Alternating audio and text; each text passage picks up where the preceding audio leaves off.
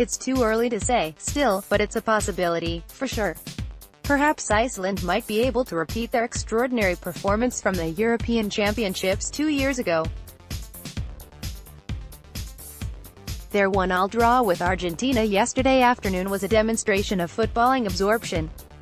They allowed Argentina the vast majority of the pressure, despite the obvious threats of Lionel Messi, Sergio Aguero, and the like. They rode their luck a little, they came back after falling behind, they were the absolute matches of their illustrious opponents. The third day of the 2018 World Cup started with a match so 2018 that it was enough to make one's ears bleed. France had been expected to drift comfortably past Australia, but Australia were disciplined, organized, and grew in confidence as the game progressed. 11 minutes into the second half, though, the true star of this World Cup made its most significant contribution towards it yet.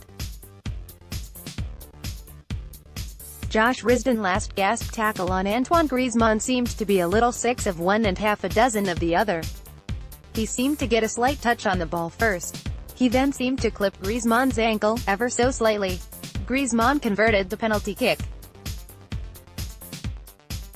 It did not take Australia long to claw their back into the game, though.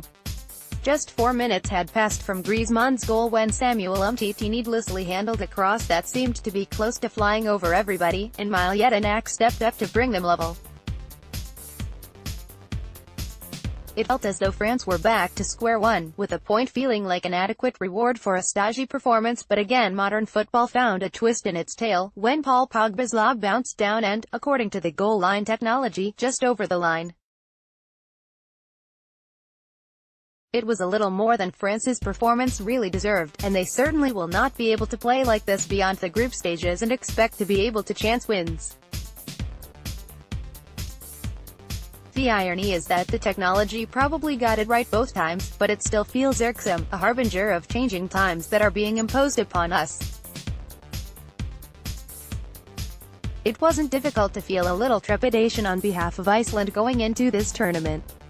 Their achievement 2 years ago was extraordinary, but in this extraordinariness rests the truth of the matter, that performing anything like as well this time around might be a very different and problematic challenge.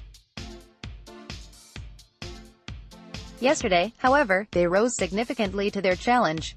When Sergio Aguero gave Argentina the lead after 19 minutes, a shiver ran down the spine. If Argentina's stellar attacking options were firing, even the defensive shortcomings that made themselves apparent during the opening stages of the matches would be only a minor inconvenience. Things didn't work out like, though.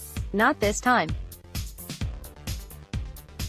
4 minutes after Argentina took the lead, a fumble from the Argentina goalkeeper Willy Caballero allowed Alfred Finnbogason to bring the scores level from close range. From here on, they held out comfortably, only really coming under any pressure when a foul on Aguero gave Argentina a penalty kick. The matter of why Lionel Messi continually keeps getting penalty kicks to take is a fascinating sub-story of this otherwise genial footballer. On the one hand, he is one of the most technically gifted footballers on the planet. On the other, though, he's terrible at penalty kicks, having missed 1 in 4 throughout his career. This afternoon's effort was a terrible one. Both the right position and the right height for the goalkeeper. It was a surprise to see such a poor penalty come from such gifted feet, even if we already did know of his previous record. Still, though, the Icelandic goalkeeper Hannes Halldórsson had to guess the right way in the first place, and his save was further evidence of a team built on strength and stubbornness. They will believe that they have as good a chance as anybody of getting out of this group and into the last 16. Argentina, meanwhile, have an extraordinary range of attacking options, but there is no other team in this tournament for which there is such a stark difference between the merits of the attack and the defense. Should they not crash and burn, and they've done that before, it's difficult to see them being able to withstand the attacks of the other elite footballing nations. If Peru's match against Denmark had been in the World Cup of Kits, then this would have been a semi-final at least, possibly the final. Peru keeping it clean in their plain white kit with a single diagonal red stripe running across the shirt on both sides to the left shoulder, and Denmark back in the once familiar chevrons of Hummel, the company who manufactured their iconic kits from the 1984 and 1992 European Championships and the 1986 World Cup Finals. This was the hipster fixture of the day, the cool Scandinavian team against the South Americans making their first finals appearance in 36 years and with the mild air of the unknown about them. The first half had passed reasonably quietly until stoppage time, when the VAR stepped in again, this time allowing the referee to order a penalty kick to be given, correctly, for a trailing leg being enough to fell Edison Flores, but Christian Cueva stepped and offered forth the worst penalty since Diana Ross in the match between the USA and Common Decency in Pasadena in 1994, skying the ball comfortably over the crossbar. It was a miss that Peru would come to regret. 9 minutes into the second half, Yusuf Fureri Paulsen scored from a tight angle after having been put through by the hitherto fairly anonymous Christian Eriksen. Peru threw everything at getting an equalizer, and it felt at times as though Kasper Schmeichel may have erected some form of electromagnetic force field around his goal to prevent the ball from getting into it. It flashed across the face of goal.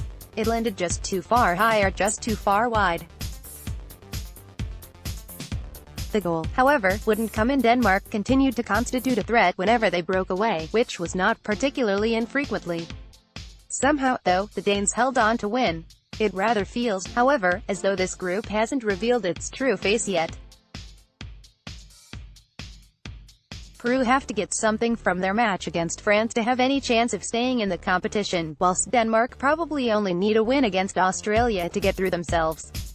They deserved better, and they're not quite out of the competition yet, of course. Finally, let's talk about the phrase, dark horse, shall we? This is a phrase that has a long association with the World Cup, and it carries a certain degree of connotation from the standard definition of a little-known person or thing that emerges to prominence in a sporting event of some sort. The World Cup has only been won by 8 nations, so it might be argued that anyone any good that isn't one of those nations is a dark horse to win it, but the implication behind referring to any particular team as such carries baggage that they're somehow mysterious, a ghost-like presence that will come up on the rails because everyone is transfixed by the traditional favorites. Croatia are Eastern European and Nigeria are African, so this Super K has been chucked at both of them before, but last night it only looked as though there was one of these capable of getting to the latter stages of the tournament.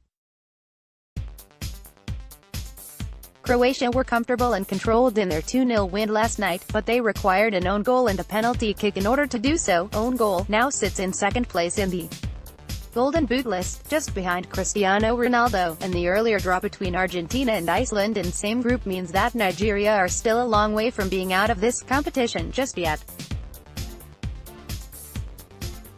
Croatia's "Stop Us If You've Heard This One Before" golden generation started with a routine enough win, then, and they lead the group after a round of matches. But can one have a golden generation and be a dark horse at the same time?